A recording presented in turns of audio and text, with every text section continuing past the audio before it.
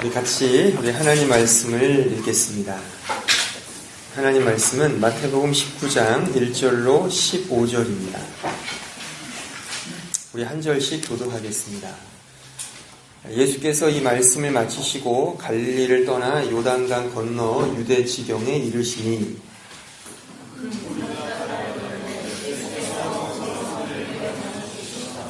바리새인들이 예수께 나와 그를 시험하여 이르되 사람이 어떤 이유가 있으면 그 아내를 버리는 것이 옳으니까.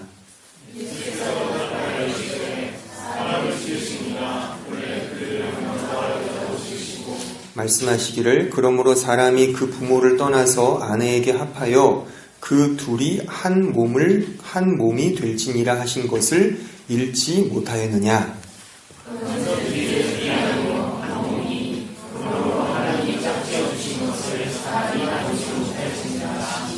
여짜오되 그러면 어찌하여 모세는 이혼 증서를 주어서 버리라 명하였나이까.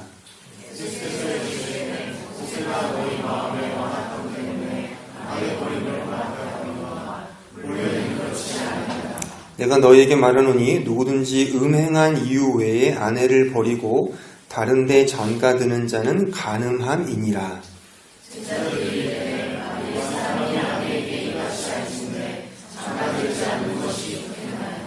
예수께서 이르시되 사람마다 이 말을 받지 못하고 오직 타고난 자라야 할지니라.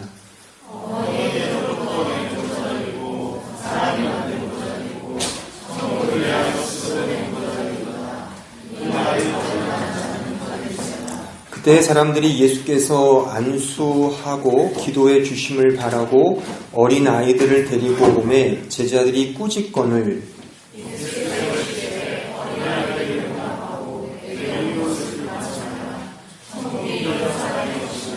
같이 봅니다. 그들에게 안수하시고 거기를 떠나시니라.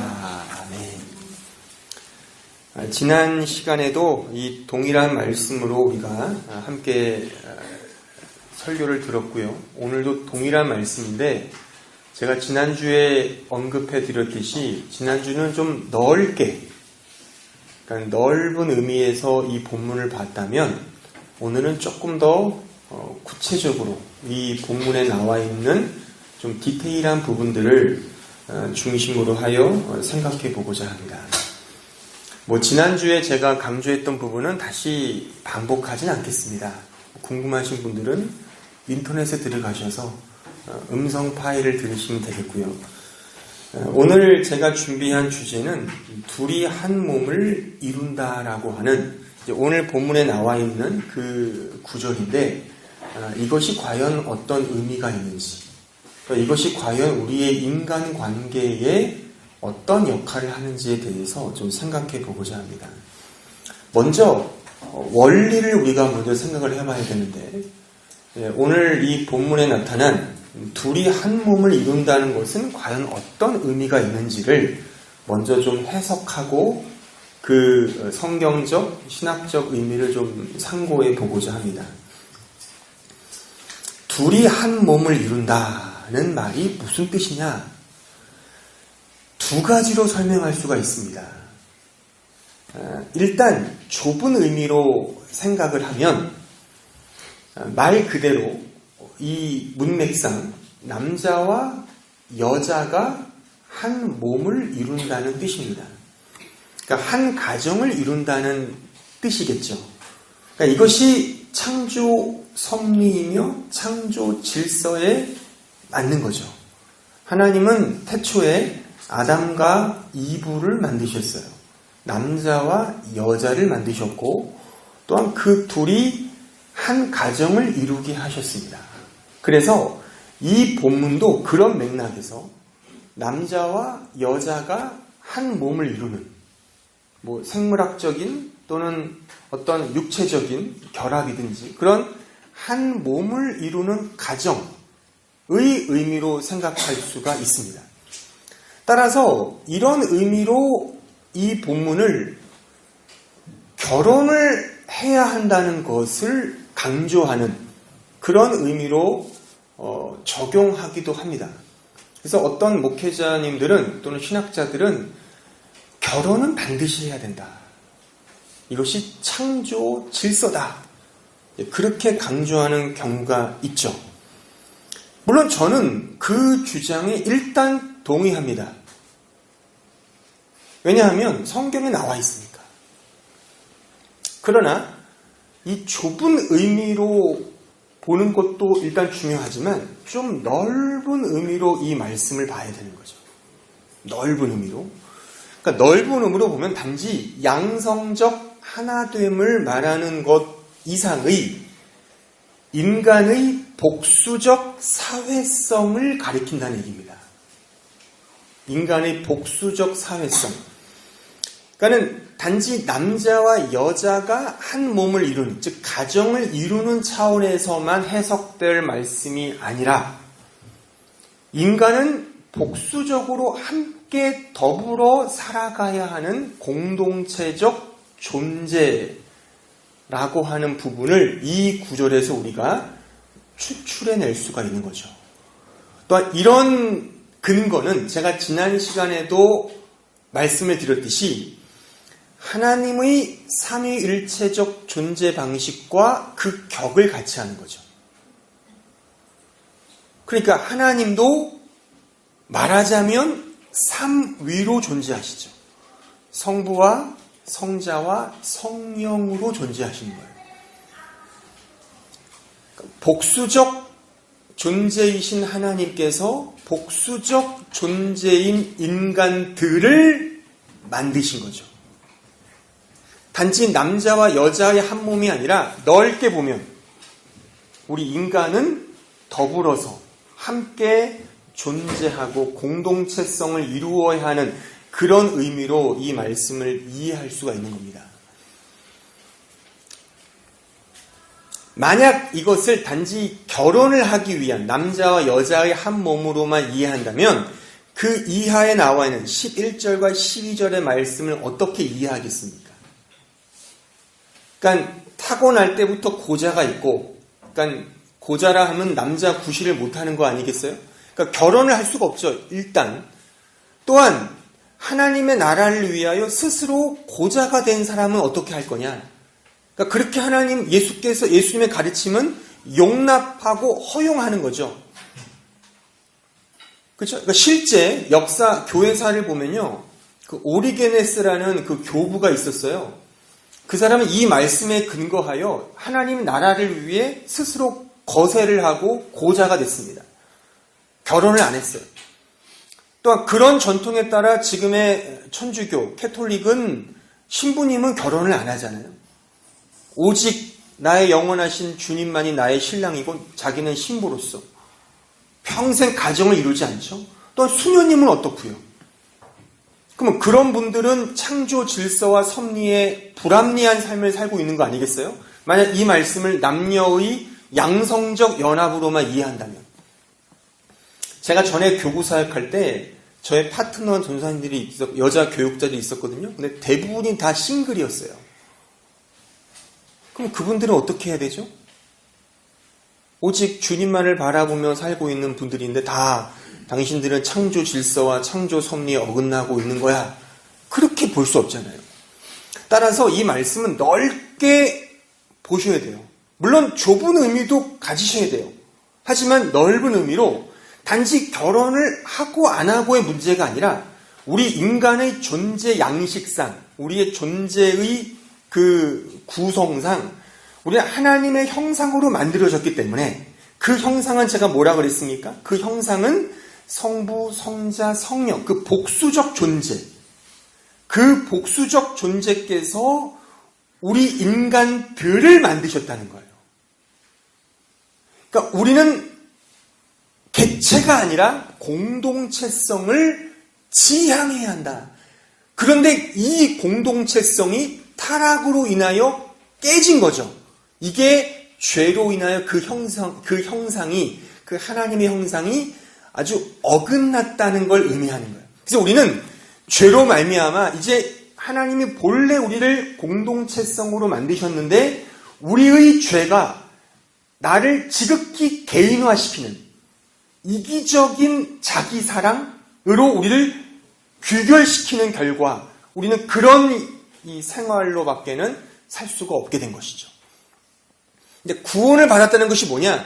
그것으로의 회복을 말하는 거죠. 개체적 사랑에서 더불어 함께 살아가는 이 공동체성, 그러니까 둘이 한 몸을 이루는 그런 의미로서 이 말씀을 우리가 이해할 수가 있는 것입니다.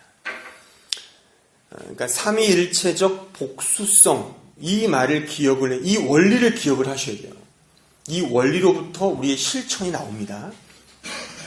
또 하나 이 본문 속에서 우리가 살필 수 있는 중요한 원리는 부모를 떠나라고 하는 말씀이죠. 부모를 떠나 둘이 한 몸을 이룬다. 물론 이 말씀은 다 창세기에 나와 있는 말씀인데 예수께서 그 말씀을 인용하신 것입니다. 그런데 여기서 부모를 떠나라고 하는 말은 무엇이냐라고 하는 부분도 먼저 살펴야 되는데, 이 부모를 떠난다는 것은 독립적인 존재로서 서라라고 하는 의미를 갖고 있습니다. 독립적인 존재로서 서라라고 하는 의미죠. 이것은 그 원리가 이렇습니다. 하나님은 자존하시는 분입니다. 스스로 계시는 분이죠. 그 자존하시는 분이 우리를 자주적인 존재로 만드신 거예요. 물론 우리가 하나님 없이 그분이 주시는 은혜 없이 내가 독립해 산다는 말은 아니에요. 우리는 죽었다 깨나도 또한 죽을 때까지 하나님의 은혜가 필요해요. 그러니까 우리는 의존적인 존재인데 그런 측면이 아니라 우리는 로봇이 아니고 기계가 아니에요. 내 스스로 생각하고 내 스스로 행할 수 있는 의지적인 존재, 인격적인 존재를 말하는 거예요.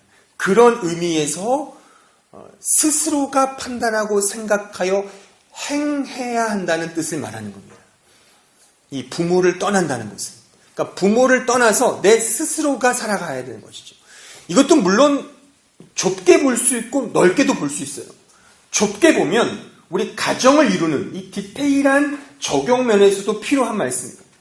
제가 예전에 청년부를 지도할 때 이 부분에서 그 결혼관 이런 걸 제가 강의한 적이 있어요. 여러 번 했었죠. 여기서는 제가 할 기회가 없었는데 언제 한번 시간 되면 제가 할 겁니다. 근데 디테일한 얘기를 하나 하면 결혼이라는 것은 독립을 하는 겁니다. 그러니까 부모로부터 독립을 하는 거예요. 남자와 여자가 부모로부터 독립한다는 건 정신적, 육체적, 경제적, 물질적 모든 것으로부터의 독립을 의미해요. 그러니까 죽이 되든 밥이 되든 스스로가 살아가는 거예요. 힘들겠죠. 그렇죠. 결혼해서 부모님이 용돈도 주시고 뭐도 좀 이렇게 해주셔야지. 근데 사실 성경적으로 말하면 그건 바람직한 건 아니에요. 그래서 결혼을 한다 그러잖아요. 이 남자 여자가. 그러면 이제 부모와의 관계보다도 남녀 간의 관계가 더 중요한 거예요. 그러니까는 시부모님, 장인어른, 장모님이 중요한 게 아니라 그 여자, 그 남편이 중요한 거예요. 그러니까 여기 만약에 아들을 두신 분이 있거나 딸을 두신 분이 있다면 결혼을 했으면 이제 내보내야 돼요. 아니, 독립을 터치하면 안 됩니다. 기독교인 부모들은. 그리고 자식들이면 내가 그러니까 남자면 여자면 그것에 대한 책임감을 가지고 그것을 책임질 수 있을 때 결혼하는 것이 보다 더 성경적이에요. 결혼해서 계속 엄마, 아버지 밑에서 빌붙어 살아야지 이런 마음 가지고서는 정상적인 가정생활이 되지 못해요. 그래서 새빵살이를 하더라도 나가 사는 게 그 부부에게 좋고 더 많은 것들을 배웁니다. 그렇게 디테일하게도 이 말씀을 적용할 수 있어요. 근데 그런 부분 정도로 보지 마시고 넓게 내 스스로가 자주적으로 공동체성을 이루어 간다는 거죠. 억지로 누군가의 등에 떠밀려서 하는 것이 아니라 내 스스로가 타인을 배려하는 그런 자율적인, 자주적인, 자유로운 그런 선택과 의지, 그런 것들이 우리에게 필요하다는 것이죠. 그러니까 신앙생활도 마찬가지예요. 그러니까 제가 추구하는 목회적인 방침은 강요하지 않습니다. 제가 여러 번 늘 말씀드리지만 저는 여러분들께 어떠한 걸 강요하지 않아요. 그러니까 제가 강요한다, 제가 뭔가를 권면한다, 그건 대단히 고민을 한 이후에 권면한다고 생각하시면 정답이에요. 그러니까 여러분께 개인적으로 제가 가서 부탁을 한다? 이 자율성을 강조하시는 목사님이 부탁할 정도면 대단한 일을 맡긴다고 생각을 하시고 거기에 순종하셔야 돼요. 그러니까 저는 일단 자율적으로 신앙생활 하는 게 저는 옳다고 봅니다. 출석하는 것도, 기도하는 것도, 어떤 헌신과 봉사도 마찬가지예요. 강압이 들어가거나 강요되어서는 우리의 고유한 그 의지력이 드러나지가 않아요. 그러니까 다 초등학생을 만들지 않습니까? 이 시대의 신자들을. 그러니까 그게 잘못된 거죠. 스스로가 판단하여 스스로가 하나님 앞에 서서 내가 자주적으로 할 수 있는 그런 능동성을 길러내는 것이 더 바람직한 신앙의 구도가 아닌가, 그런 생각을 해봅니다. 어쨌든 부모를 떠나라고 하는 말은 이제 그 스스로가 생각하고 의지적으로 그 공동체성을 이루어 가도록 서야 한다라고 하는 뜻을 의미하는 것입니다. 이 두 가지 원리는 이 본문을 디테일하게 적용하는데 굉장히 중요합니다. 이제 제가 좀 구체적으로 적용하여 제가 말씀을 드릴 텐데, 자, 그렇다면 제가 물론 이 원리를 제가 설명하면서 뭐 조금 약간의 좀 이 부분도 이렇게 좀 구체적인 부분도 제가 언급을 드렸지만, 그럼 결혼을 해야 하는가? 우리 청년들, 아직 결혼 안 하신 분들을 한번 들어보세요. 결혼을 해야 하는가? 일단 결혼을 해야 합니다. 왜냐하면 결혼이라는 제도를 통해 공동체성을 배울 수 있어요. 하지만 결혼이라는 제도를 내가 굳이 내 삶 속에 끌어오지 않더라도 나는 타인과의 관계를, 그 공동체성을 경험할 수 있다라고 하면 굳이 결혼을 안 해도 돼요. 나는 독신의 은사가 있다. 그럼 홀로 그렇게 살 수 있는 거죠. 하지만 나 혼자 편리와 편의와 나의 잘됨을 위하여 혼자 산다? 그거는 죄입니다. 그러니까 내 편의가 아니라, 그러니까 우리 기독교인의 가치는 더불어 살아가는 거예요.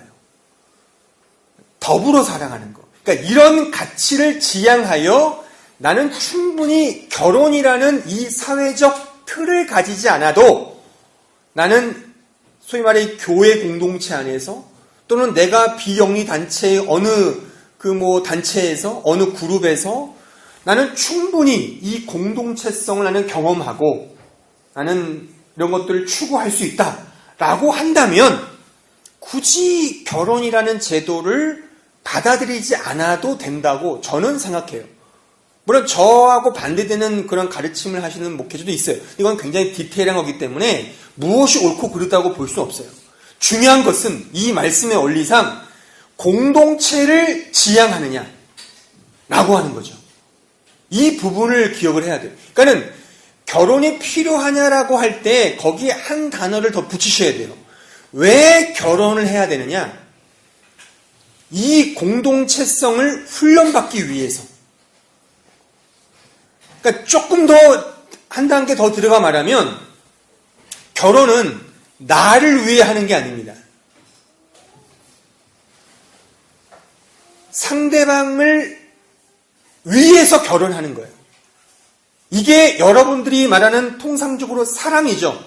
사랑을 하면은 희생한다 그러잖아요. 그러니까 이거를 좀 달리 말하면 상대방을 위하여 결혼하는 것이고 상대를 섬기기 위하여 내가 내려놓는 거예요.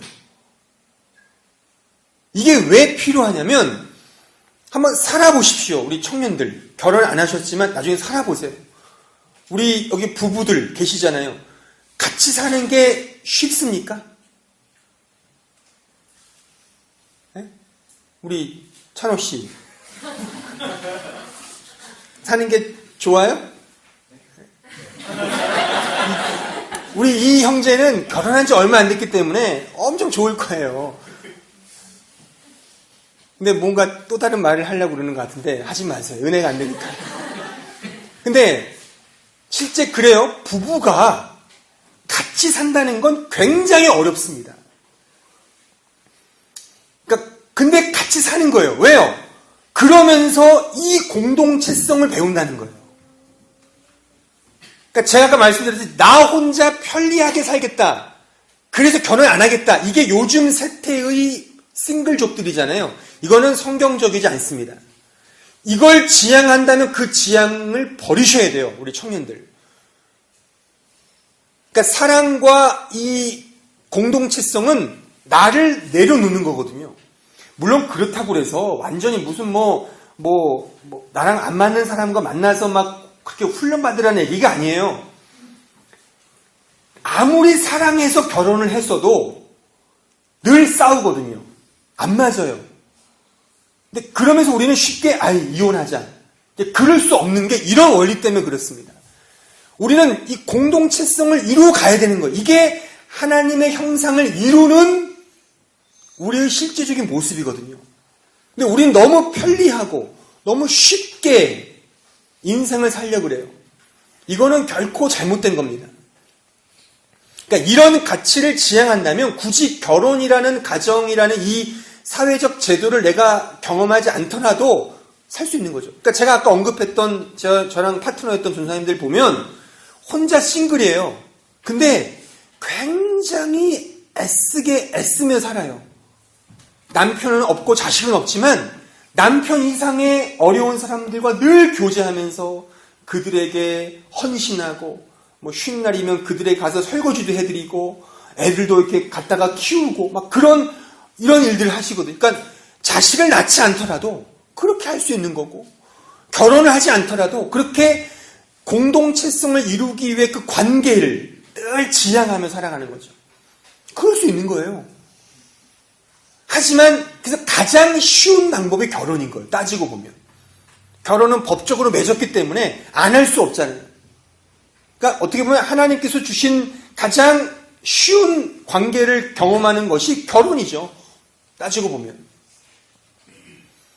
그러니까 그만큼 어려운 겁니다. 그러니까 그렇지만 이 공동체성 때문에 우리가 결혼을 한다는 사실을 우리는 기억을 해야 됩니다. 그러니까 한 몸을 이루는 것은 어렵기 때문에 이 어려움은 우리가 이런 가정과 공동체, 이 교회도 마찬가지죠. 이 공동체성을 배우는 겁니다. 제가 학창 시절 때 저는 이 직업이 되고 싶었어요. 저는 목회자가 어릴 때도 꿈은 아니었습니다. 저는 영화 감독이 되는 게 꿈이었어요. 그러니까 영화 감독, 저는 영화를 만들고 싶은 게 있었어요. 그래서 그것이 안 된다면 영화나 이렇게 소설책들을 좋아해서 저는 요즘에는 많이 없어졌는데 그 영화 비디오 대여점 있잖아요. 전 그걸 하고 싶었어요. 그래서 허구한 영화 보고 영화 오는 손님들한테 이 영화 보세요 추천도 해주고 이 책 보세요 추천도 해주고 그걸 되게 저는 하고 싶었어요. 근데 영화를 만드는 것이 이렇게 만들어요. 감독들이 영화를 만들 때 롱 필름으로 영화를 찍어요. 롱 필름으로 이게 쭉 찍거든요. 찍고 나서 편집을 합니다. 그러니까 편집할 때 커팅하고 붙이고 이런 작업들을 해요. 그러니까는 원래 롱 필름으로 찍었던 영화의 그 장면은 다 없어져요. 새롭게 만들어지는 거예요. 그러기 위해 자르고 붙이고 하는 이 과정들이 필요해서 하나의 작품이 되거든요. 그러니까 내가 원래 가졌던 원본은 없어집니다. 이게 하나의 작품을 만드는 과정이에요. 제가 군대에 있을 때 마지막 병장 6개월을 뭘 했냐면 배를 만들었어요. 저는 해군을 나왔기 때문에 해군 제대자들은 다 배를 만들어요. 군함, 구축함 이런 거 만들어요. 그 나무로. 그러니까 6개월 동안 만드는 거예요. 그거를. 병장 때는 할 일이 없으니까. 그러니까 그 후임들 시켜다 야 이거 가라, 빼바로 밀어. 막 시키는 거죠. 병장이니까 할 수 있죠.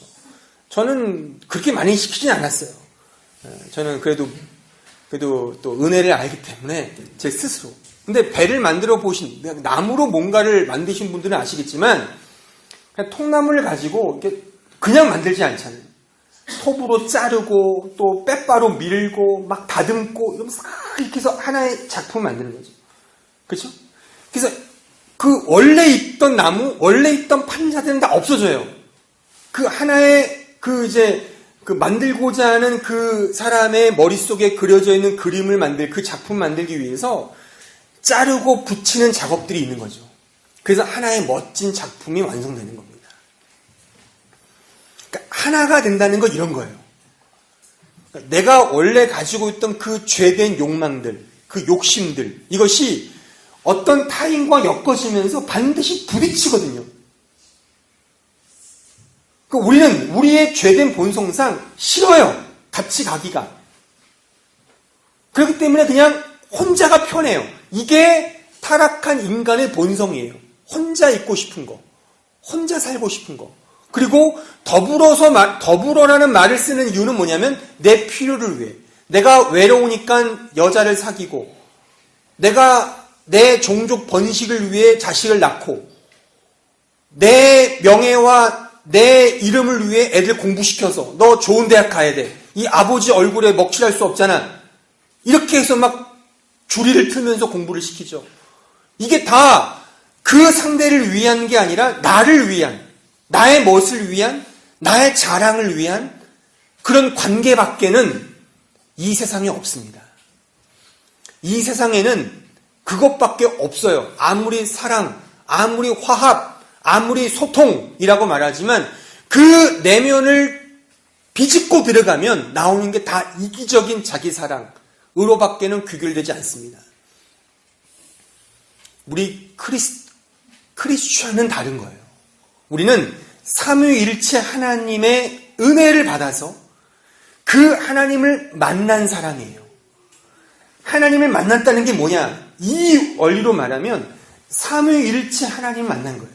성부, 성자, 성령께서 서로 사랑으로 하나가 되신 그 모습을 내가 배우면서 나도 이제 나 혼자만 잘났다고 사는 게 아니라 더불어 살아가는, 서로 공동체성을 추구하는, 둘이 한 몸을 이루는 이런 삶을 살아야 되는구나를 깨달은 자가 신자인 것입니다. 그러니까 우리는 어떻게 살아야 되겠습니까? 이 지향점을 가지고 살아가는 거예요. 어렵고 힘들지만 계속 그 길을 걸어가는 거예요. 이것이 믿음 생활입니다. 근데 이것에 가장 크게 방해하는 것이 바로 내 안에 도사리고 있는 욕망들이죠. 나를 추구하고 나를 사랑하는 그 이기성. 그러니까 그것을 내려놓지 않으면 우리는 하나가 될 수가 없는 것입니다. 근데 하나님은 우리의 이런 완악함을 아시기 때문에 오늘 본문에 보니까 그런 말씀이 있잖아요. 그러니까 또 묻죠. 이 주위 사람들이, 아니 모세 시대에는 이혼 징서를 주고 이혼이 합법화되지 않았느냐. 그런데 어떻게 둘이 한 몸을 이루어서 그걸 갈라낼 수 없다는 당신의 말은 너무 모세 율법에 어긋나는 거다라고 딴지를 거니까 주께서 뭐라고 말씀하십니까? 원래는 그게 아니다 이거죠. 근데 워낙에 인간이 완악하기 때문에 그들의 상황과 여건에 맞추다 보니까 그렇게 주신 것뿐이다 이거죠. 그러니까 이렇게 오해하는 분들이 있어요. 모세 시대의 일부 다처제였잖아요. 그러니까 지금도 일부 다처제가 옳다고 말하는 왼수들이 있어요. 이 가부장제 좋아하는 남자들, 이 짐승들이. 성경을 보니까 아니 아브라함도 뭐 여자들 많이 거느렸는데 뭐 하나 본초도 누구 촛도 둘 수 있는 거 아니야? 이거 완전히 이거는 성경을 이런 거는 전혀 잘못된 겁니다. 원래 하나님께서 의도하신 건 일부 일처가 맞아요. 근데 그들의 악함을 아시는 주께서, 하나님께서 그들의 그 문화적 상황, 그러니까 보세요. 구구단을 모르는 학생에게 미분 적분을 풀게 할 수 있겠습니까? 구구단을 외우게 해야 되잖아요. 너 수학 포기해. 그렇게 할 수 없잖아요. 그래서 하나님께서 그들에게 맞추셔서 주신 제도가 그 당시에는 일부 갖춰진 거예요. 그러니까 그때보다 지금이 훨씬 성경적인 가정관이라고 생각할 수 있죠. 하지만 더 많이 지향해야, 그러니까 가정이라는 울타리를 넘어서서 우리가 지향할 것은 이제 가족 단위가 아니라 나와 피가 섞이지 않은 자라 할지라도 이런 마음으로 더불어 내가 살아갈 수 있는 그런 공동체성, 이것이 하나님의 나라의 가치예요.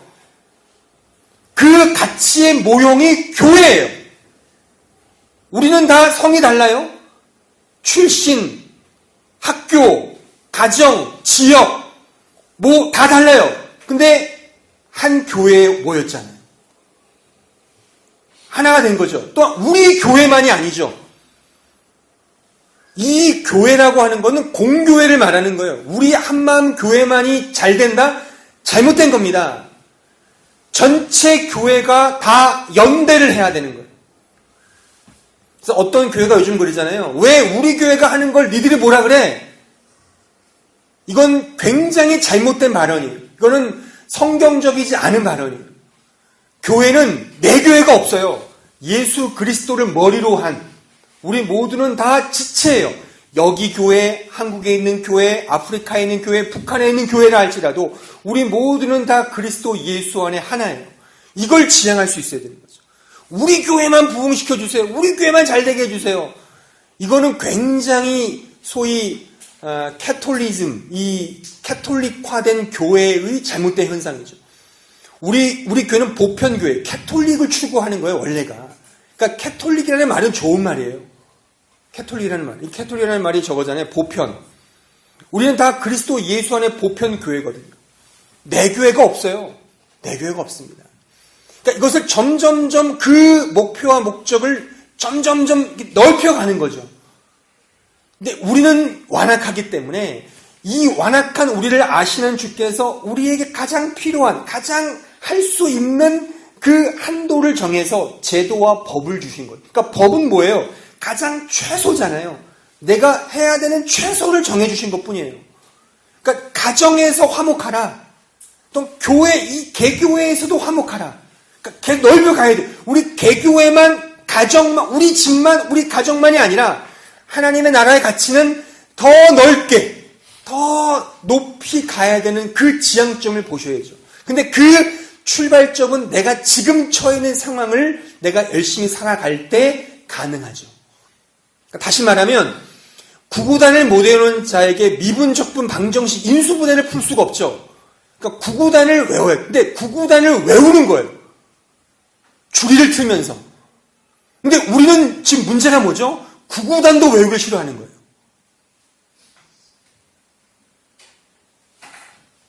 그게 우리의 문제일 수 있는 거죠. 그러니까 하나님의 사랑 이야기할 때 원수 사랑하자. 이건 너무 힘든 건 맞아요. 그거를 우리의 목표로 둘 수 없어요. 근데 우리가 할 수 있는 목표를 정하는 거죠. 최소한부터. 하지만 우리가 지향해야 될 목적지는 거긴 거죠. 높이 있는 거죠. 거기를 향하여 우리가 함께 나아가는 겁니다. 이것이 바로 둘이 한 몸을 이룬다라고 하는 이런 오늘 말씀에 담겨져 있는 뜻인 것입니다. 그러니까 이런 정신을 가지고 살아가는 것이 믿음 생활입니다. 또 하나 다른 주제를 이제 오늘 본문에 나와 있기 때문에 제가 설명을 드리면, 오늘 보면 13절로 15절에 보시면 어린아이에 관련된 말씀이 나와요.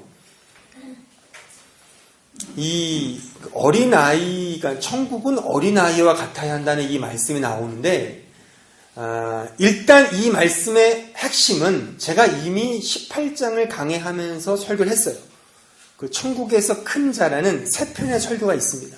10월 첫째 주부터 설교한 게 있는데, 이 어린아이와 같이 된다는 의미를 알고 싶은 싶으시면 그 음성 파일을 들으십시오. 제가 다시 이 자리에서 리바이벌 하지 않겠습니다. 다만 이런 맥락에서 오늘 주어진 이 삼위일체적 복수성, 우리의 인간관계의 이 맥락에서 어린아이를 여기에 첨가시킨 이유는 어린아이는요, 죄인이에요. 어린아이도.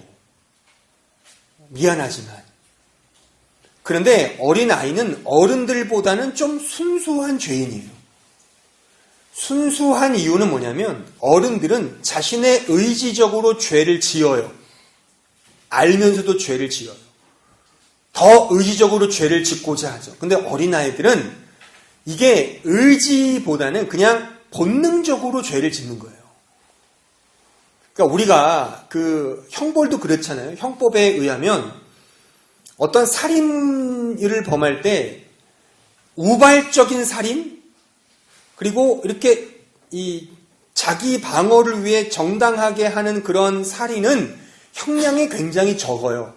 근데 고의적으로 계획을 세워서 누군가를 이렇게 모의에 살해하는 것은 굉장히 중형에 처합니다. 이게 형질은 다 달라지는 거거든요. 그러니까 어린 아이들은 마치 그냥 이렇게 우발적으로 그렇게 죄를 짓는 거라면 우리 어른들은 아주 머리에 생각을 하고 알면서도 죄를 짓는 거죠. 아주 섬세하게. 근데 어린애들은 그렇게 순수한 죄인이에요. 그러니까 우리가 이제 이 본문을 통해 말할 수 있는 것은 우리의 자녀들을 어떻게 키울 것이냐라고 할 때 아이들도 죄인이에요. 하지만 아이들은 순수하거든요. 그러니까 우리 부모들이 그 아이들의 죄성이 발휘되지 않도록 주께로 가까이 가게 가르쳐야 되는 것이죠.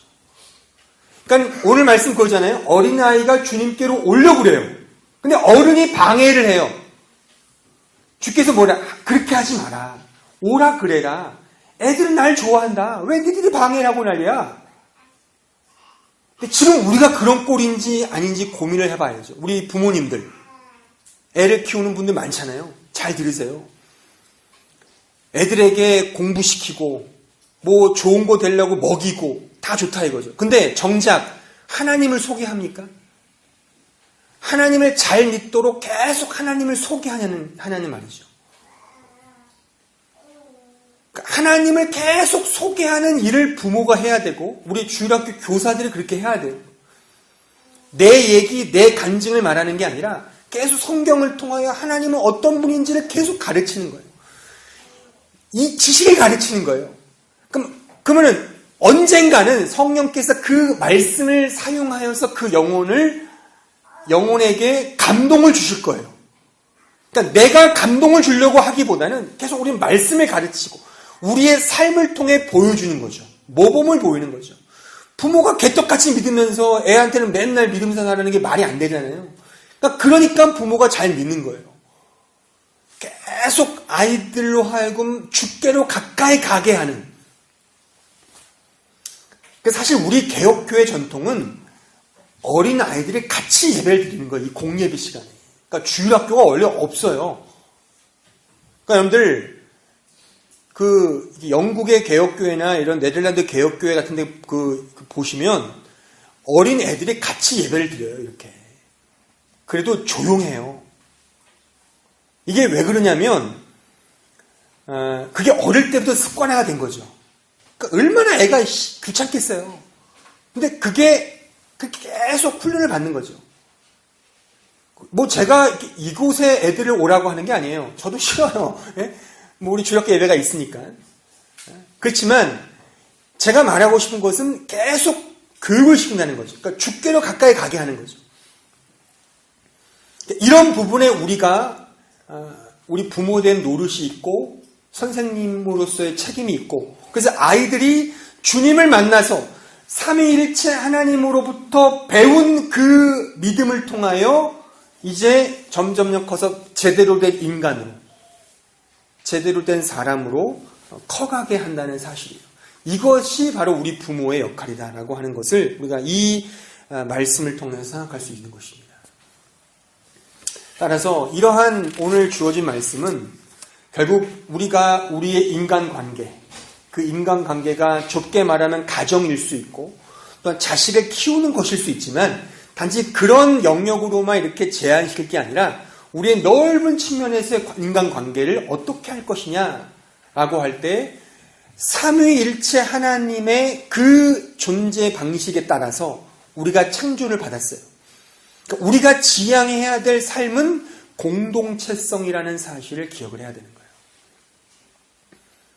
나 혼자 잘 먹고 잘 살겠다고 살면 안 돼요. 이거는 세상의 삶의 방식이죠. 우리 기독교는 그게 아니에요. 그 정반대죠. 여기에 학생들이 많이 있는데 제가 종종 말씀드리지만 나를 위해 돈을 많이 벌기 위해 공부하는 게 아니에요. 우리 기독 학생들은 열심히 공부해서 다른 사람들을 이롭게 하기 위해 공부하는 겁니다. 이 말이 어렵습니까? 우리 여기서 제일 나이 어린 루이. 이 말이 어려워? 민정이 맞나? 이 말이 어려워? 그러니까 이거를 살아가는 게 믿는 자의 삶이에요. 그러니까 이거를 구구단을 외우는 거예요. 이게 구구단이죠. 그러니까 모든 사람 다 알아요. 여러분들 로버트 풀검이라는 사람이 쓴 책이 이런 책이 있어요. 내가 알아야 할 모든 것은 유치원에서 배웠다 라는 책이 있어요. 내가 알아야 될 모든 것은 유치원에서 배웠다. 나중에 한번 읽어보세요. 되게 통찰력이 있는 재미있는 책인데 근데 제목부터가 신선하잖아요. 그러니까 우리가 몰라서가 아니란 말이에요. 우린 다 알아요. 유치원생이 안다니까요. 야, 때리면 안 돼. 욕하지 마. 양보해, 동생한테. 모르는 애가 어딨어요. 다 알죠. 근데 이게 본성상 안 되잖아요. 그러니까 다 알아요. 그 아는 걸 내가 아는 범위 내에서 조금씩 행하는 거죠. 내 욕심을 위해 공부하는 게 아니라 나만을 잘 먹기 위해 살아가는 것이 아니라 내 주변 사람들을 위해서 내가 더 그들을 이롭게 하기 위해. 이게 하나님의 영광을 위해 살아가는 모습이에요. 그러니까 하나님의 영광을 위해 산다는 게 뭘까요? 그러니까 하나님의 영광이 뭐예요? 그분의 존재잖아요. 그분의 존재가 뭐죠? 삼위일체잖아요. 그러니까 그것이 우리에게 적용된 게 뭐예요? 우리에게 주어진 이 공동체 아닙니까? 가정이든 교회든 어떤 직장이든 어떤 사업장이든 그 공동체 속에서 더불어서 함께 사이좋게 살아가는 거죠. 그걸 이룰 때 그것이 바로 하나님의 영광을 위해 살아가는 겁니다. 물론 믿지 않는 사람도 이렇게 살 수 있어요. 그렇지만 믿지 않는 사람이 살아가는 것과는 전혀 달라요.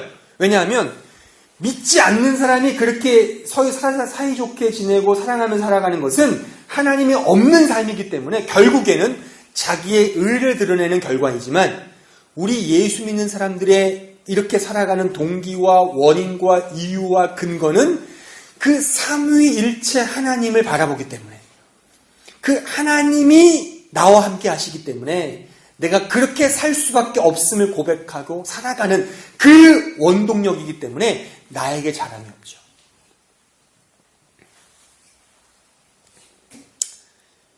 그러니까 이렇게 살아가는 모습 속에 제가 좀 더 쉽게 말씀드릴 수 있는 것은 좀 멋있게 살자는 겁니다. 우리 신자로서 너무 이렇게 배짱이처럼 조금만 나만을 위해서 막 움켜쥐지 말고 우리가 좀 넉넉한 마음으로 내 거는 좀 내려놓고 다른 타인을 위하여 내가 좀 희생할 수 있는 이 말이 어렵습니까? 이해는 되죠? 못하잖아요. 그러니까 못하는 것을 주님을 의지하면서 조금씩 구구단을 외우자 이거죠. 그러니까 1%의 노력을 하자는 거죠. 99%를 하자는 말이 아니에요. 저도 못해요. 하지만 우리가 할 수 있는 범위 내에서 조금씩 사과나무를 심자는 거예요. 그걸 할 수 있잖아요. 우리 학생들이라면, 우리 루이라면 학교에 다닐 때 저 재수없는 독일 친구들, 나 독일말 못한다고 막 나를 업신여기고 저도 학교에 아플레나로 가면 그래요. 어떤 애들이 그래요. 저한테 니하오 그래요. 니하오. 그게 어떤 말인지 알잖아요. 약간 좀 멀리서 남자 여자들이 뭐 하는 거죠. 제가 그래서 좀 한번 소리를 질렀어요. 그 다음부터 안 하더라고요.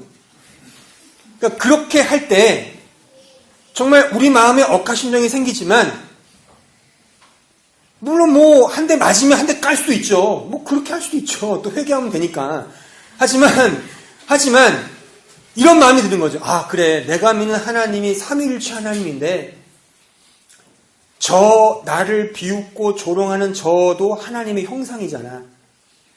좀 이해하자. 그렇게 좀 그냥 이해하는 거예요. 이게 루이 네가 할 수 있는 거라고. 제 딸입니다. 제가 뭐 다른 사람 말하면 시험 드니까. 그러니까 제일 나이가 어리니까 제가 말하는 거예요. 그러니까 제가 할 수 있다면 우리 모두도 할 수 있잖아요. 그렇잖아요. 이게 어렵습니까? 우리가 해야 되는 거예요, 이게. 하나님 믿는다면. 그러니까 이런 삶으로 살아가는 게 거룩이에요, 이게. 이게 거룩한 삶입니다. 거룩한 삶이라고 뭐 담배 피지 않고 술 안 마시고 뭐 대중음악 안 듣고 늘 찬송가만 부르고 뭐 오 주여 이런 게 거룩인가요? 여러분 저를 보실 때 거룩하게 보십니까? 거룩한 것 같죠? 지금은 그렇죠. 이 넥타이 매고 뭔가 이렇게 딱 이렇게 우아기도 있고 뭔가 막 포마드를 바르고 머리에 이러니까 뭔가 멋있어 보이지만 주중에 저를 보신 분들은 저는 주중에 잘 수염을 안 깎아요. 그러니까 덥수룩해요. 이게 무슨 뭐 나이든 복학생 학생 같기도 하고 무슨 동네 아저씨 같기도 하고 거룩의 거자도 보이지 않아요. 저는 찬송가보다 팝송을 더 좋아해요. 전 소설책 되게 좋아해요. 영화도 많이 봐요. 그게 거룩합니까? 그러니까 우리는 자꾸만 이렇게 종교적인 어떤 행위로서 내 거룩을 이렇게 치장하려고 그래요. 그런 게 아니에요. 거룩은 오늘 말씀으로 말하면 다른 사람을 배려하는 거예요. 좀 희생할 수 있는 그 넉넉한 마음? 이게 거룩이에요. 이 원리를 말해드릴까요? 삼위일체 하나님. 믿잖아요, 하나님을. 하나님 믿는 것이 하나님과 나의 1대1의 관계만이 끝일까요? 그렇지 않잖아요. 하나님 형상으로 지음받은 모든 사람들이 다 우리 형제 자매잖아요.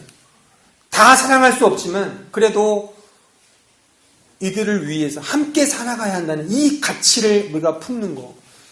이게 거룩인 것입니다. 제가 예전에 읽었던 책 중에 그 제인 오스틴이 쓴 오만과 편견이라는 책이 있어요. 나중에 읽어보십시오. 뭐 읽어보신 분도 있겠지만 그 소설책에 보면 5명의 자매가 등장합니다. 그 당시에 그 아주 청교도 시대에 아주 그 살벌했던 시대에 가장 여성다운 자매가 첫째 딸 제인이었어요. 얼굴도 예쁘고 예의도 바르고 똑똑하고 여성답고. 근데 반면에 그 둘째인 엘리자베스는 되게 생긴 것도 좀 별로고 굉장히 용기만 있고 억척스러워요. 주인공이 엘리자베스지 않습니까? 매력이 있어요. 뭔가 예쁘지도 않고 뭐 그렇지만 뭔가 풍기는 매력. 약간 이타적이죠. 뭔가 이렇게 의를 보고 막 참지 못하는 그런 것도 있고 남에 대하여 어려움 당하는 사람 막 적극적으로 도와주기도 하고 매력이 있는 거예요. 그러니까 우리 크리스찬이 그래야 하지 않느냐. 쉽게 예를 들면 우리 너무 나만의 고상히 꾸미려고 그래요. 그러니까 주님께서도 빛이 되고 소금이 되라 하셨는데 세상의 빛이요 세상의 소금인데 나만 화려히 빛을 내요. 화려하게. 다 어두워요 세상은. 나만 화려해. 나만 짠맛을 내요. 다 썩어가요. 나만 잘났어. 나만 거룩해. 이게 과연 거룩이고 이것이 과연 주님을 닮아가는 하나님 백성다운 모습일까? 그렇지 않죠. 그러니까 매력이 있어야죠. 그 매력이라는 것은 내가 매력 있다고 해서 되는 게 아니잖아요. 다른 사람이 그렇게 인정해 줘야 되잖아요. 그렇잖아요. 그러니까 그런 부분에서 우리가 뭐 남에게 좋은 평가를 듣기 위해 살자 그런 얘기가 아니라 근데 그런 매력과 그런 좀 품위를 우리가 그런 향기를 좀 풍겨야 하지 않겠느냐. 그런 말씀을 제가 드리는 겁니다. 사랑하는 성도 여러분, 예전에 그 미셸 오바마라는 그 오바마 대통령의 영부인이었던 사람이 이런 말을 했죠. When they go low, we go high. 그들은 저급하게 가도 우리는 고상하게 가자. 우리는 품위 있게 가자. 그러니까 저는 우리 크리스천들이 이 말을 귀담아 들어야 된다고 생각합니다. 아무리 세상이 저급하게 우리에게 달려들어도 우린 좀 품위 있게 갑시다. 좀 매력 있게, 좀 넉넉히 웃어 넘길 수 있는 그런 아량이 있어야지 않느냐. 이것은 실천의 문제가 아니에요. 그렇게 살고 못 살고로 자꾸만 자기를 채찍질하지 마시고 원리를 생각하세요. 원리를. 오늘 제가 서두에 증거했던 원리를. 좀 딱딱하고 조금 지루하지만 그 원리가 중요해요. 이 성경의 신학적인 내용이 굉장히 중요해요. 그 원리가 뭐였어요? 삼위일체 하나님. 여러분들이 그렇게 사랑하고 믿고 있는 그 하나님이 삼위일체예요. 그분은 세 분이지만 한 분이에요. 세 분이지만 한 분처럼 말하고 행동한대요. 이게 완전히 한 몸을 이룬 거지 않습니까? 우리가 그렇게까지 완전하게 갈 수는 없겠지만 51%, 구구단, 사과나무 이 내용이 담고 있는 상징성을 기억하세요. 그래서 여러분들이 거하고 있는 그곳에서 작지만 좀 넉넉하게 웃고 넘길 수 있는 그런 좀 아량, 넉넉한 마음, 그런 자기 희생, 양보 그런 것들을 좀 추구하며 살아가는 것. 이것이 전도고 이것이 선교고 이것이 거룩의 모습입니다. 먼저는 우리가 좀 믿음이 연약한 자들이 있다면 더 우리가 좀 이해해 줄 수 있는 마음. 그것이 우리 모두에게 우리 각자에게 다 있을 때 우리 모두가 하나로 모였을 때 정말 아름다운 부흥의 은혜가 그 물결이 더 풍성하게 자리 잡을 것이라고 저는 믿어 의심치 않습니다. 이러한 은혜가 우리 모두에게 함께하길 진심으로 바랍니다.